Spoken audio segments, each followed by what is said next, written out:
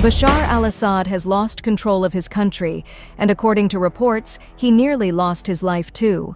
Reports claim that Assad was poisoned in Russia. Allegedly, this incident occurred last Sunday.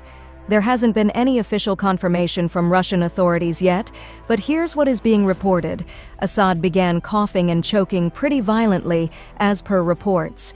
He was treated at his apartment in Moscow, and by Monday he's said to have stabilized.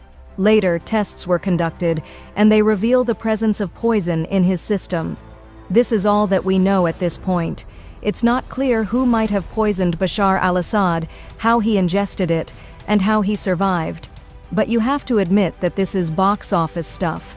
A deposed West Asian dictator, an unknown apartment in Moscow, and a mysterious poisoning attempt. The script writes itself. But let's not get carried away with the headline. Instead, let's look at what we know. Assad fled to Moscow early last month. The Syrian rebels were closing on his capital, Damascus, so Assad and his family packed up and left. They sought refuge in Moscow. President Putin had been supporting Assad in the civil war, so he agreed to host the exiled family. Since then, we haven't heard a lot about them. What we did hear was speculation. One such rumor claimed Assad's wife, Asma, wanted a divorce and planned to move to Britain, where she was born. However, London refused to accept the Assad family, and the Kremlin dismissed these rumors. Now we wait to see if they will also deny the poisoning reports. Assuming the reports are true, who might want Assad dead? Many have reasons. He has enemies in Syria, the West, and the Arab world. Syrian rebels, in particular, would want revenge. Assad used chemical weapons against them, bombed their cities, and jailed critics. However, it's unlikely the rebels orchestrated this poisoning. They're currently focused on stabilizing Syria and dealing with Israeli airstrikes. They lack the resources for such an operation in Moscow.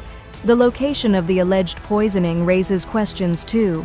Moscow, where Assad might have expected safety, seems like an unlikely place for such an event.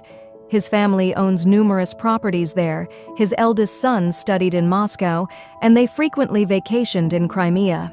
Yet, Assad and Putin never had a particularly close relationship.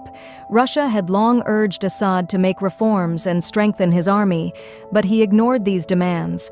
Reports suggest that when Assad fled to Moscow, Putin wasn't eager to meet him.